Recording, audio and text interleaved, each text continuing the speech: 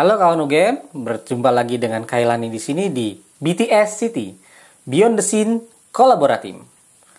Acara ini menyatukan institusi industri dan institusi pendidikan dalam satu scene yang akan berbicara mengenai topik-topik tertentu.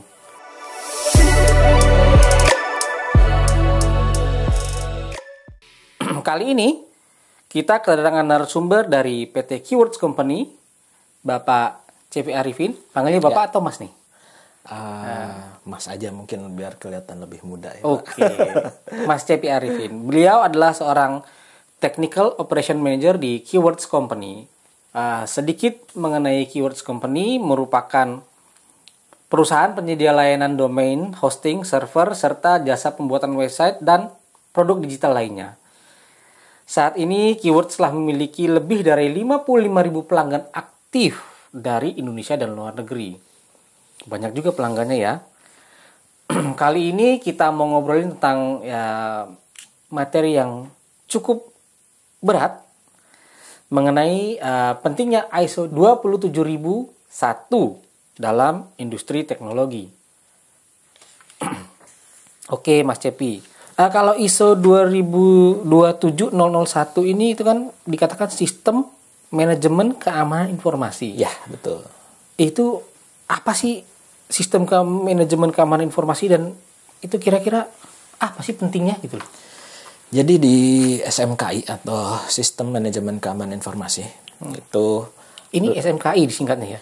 Enggak kebalik sama sekolahan berarti ya?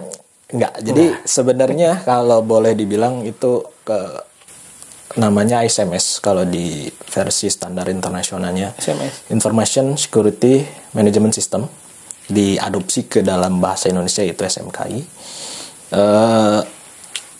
SMKI ini sebenarnya cara ataupun bagaimana si organisasi menangani sebuah informasi, khususnya terkait dengan keamanan ya, terkait dengan security, bagaimana organisasi ini mengolah data, bagaimana organisasi ini menangani sebuah insiden dan lain-lain. Lebih ke security-nya. Lebih ke security-nya berarti. Jadi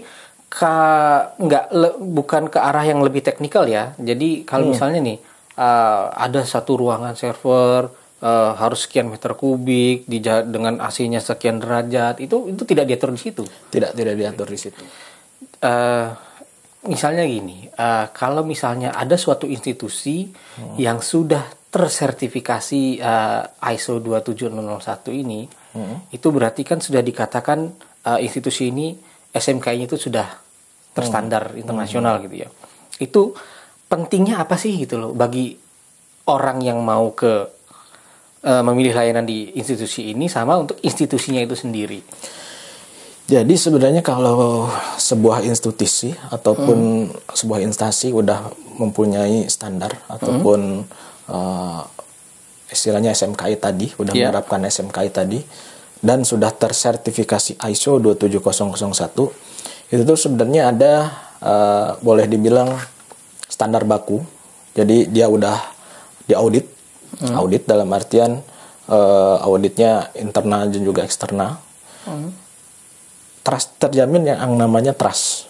Jadi ketika kita memposisikan sebagai customer ataupun misalnya end user, itu kita trust dengan organisasi itu, perusahaan itu, karena organisasi ini udah punya standar sendiri untuk menangani sebuah informasi dengan keamanan yang ada. Oke. Jadi itu untuk membangun trust dari para konsumen ya. Betul. Kalau berarti Keyword sendiri sudah tersertifikasi dong ya? Kita udah tersertifikasi di tahun 2022. 2022 ya. Ini apa masa berlakunya per 5 tahun kah atau per tahun di renewal atau gimana? Jadi kalau untuk ISO ini sertifikatnya berlaku untuk 3 tahun. 3 tahun ya? 3 tahun dan setiap tahun itu ada istilahnya pemantauan apakah masih compliance atau enggak dengan sertifikasi yang udah diberikan. Oke. Berarti itu evaluasinya itu tiap tahun ya?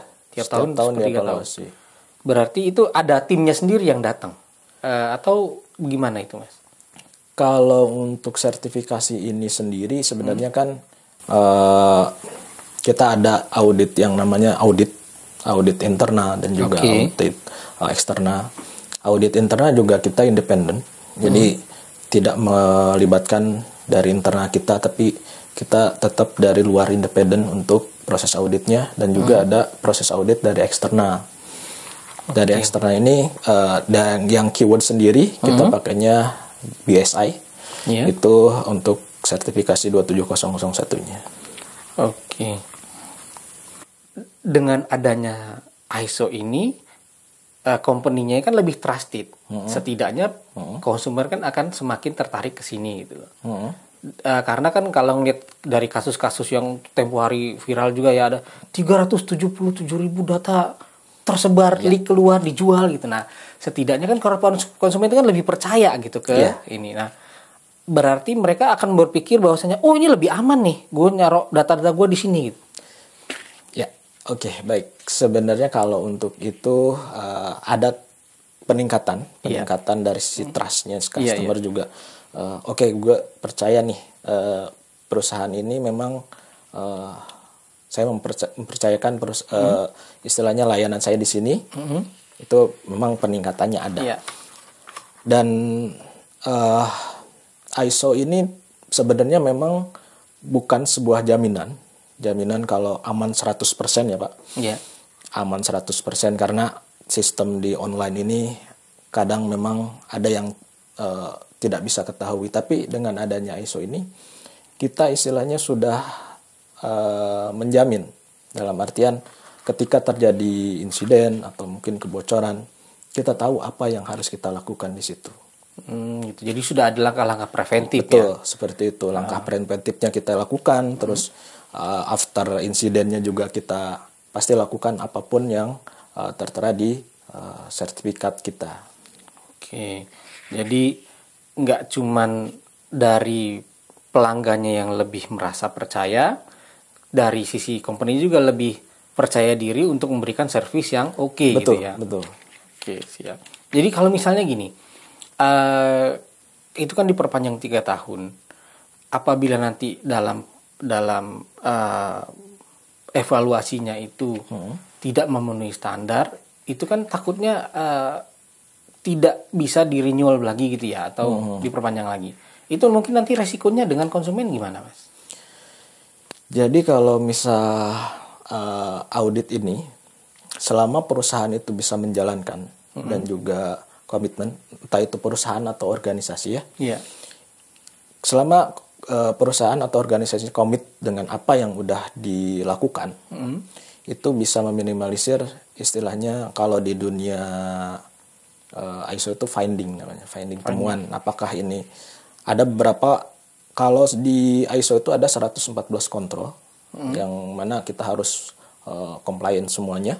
114 banyak loh. 114 kontrol. Jadi ada salah satu yang memang tidak compliant, itu pasti jadi finding. Dan keputusan untuk melakukan renew atau enggak itu ada di auditor eksternal. Oh, jadi tetap harus ada auditor eksternalnya ya, untuk memeriksa ya. Untuk memastikan masih compliant dengan dengan ISO atau enggak. Oke. Ngomong-ngomong, balik lagi ke masalah keamanan ya.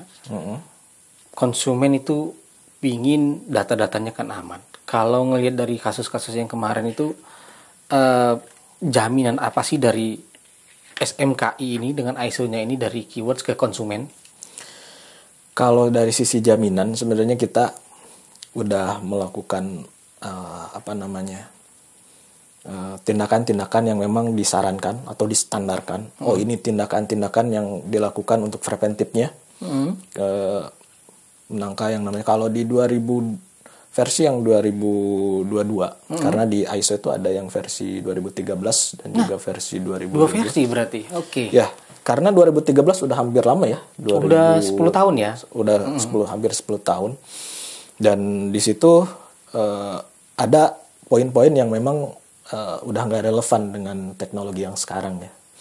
Makanya ada versi yang 2022. Dan di versi 2022 juga termasuk di situ ada yang namanya buat kontrol cyber security.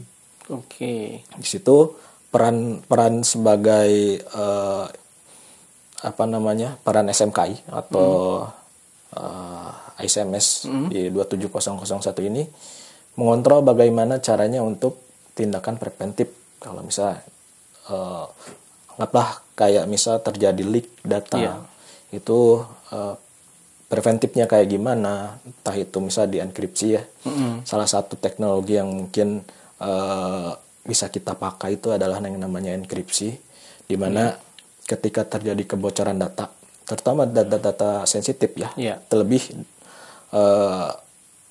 negara kita, khususnya pemerintah udah mengeluarkan yang namanya Undang-Undang PDP ya, Perlindungan Data Pribadi.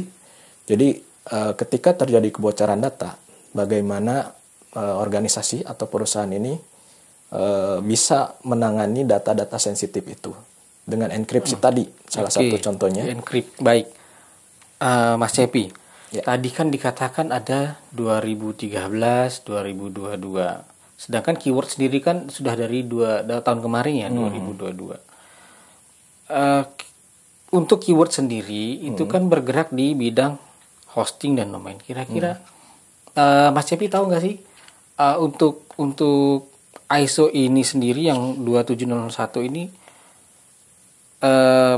kompetitor dari perusahaan keyword sendiri ada nggak yang sudah punya ISO seperti ini?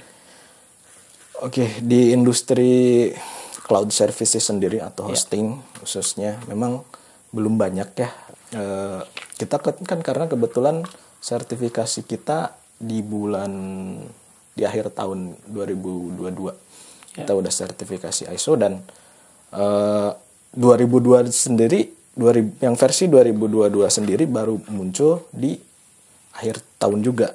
Jadi kita masih compliant dengan 2013, tapi dalam 1 tahun pertama kita masih pakai 2013, dan di tahun berikutnya kita ada yang namanya penyesuaian. Kalau misal mau upgrade ataupun mau perubahan versi dari 2013 ke 2022, itu kita udah mempersiapkan.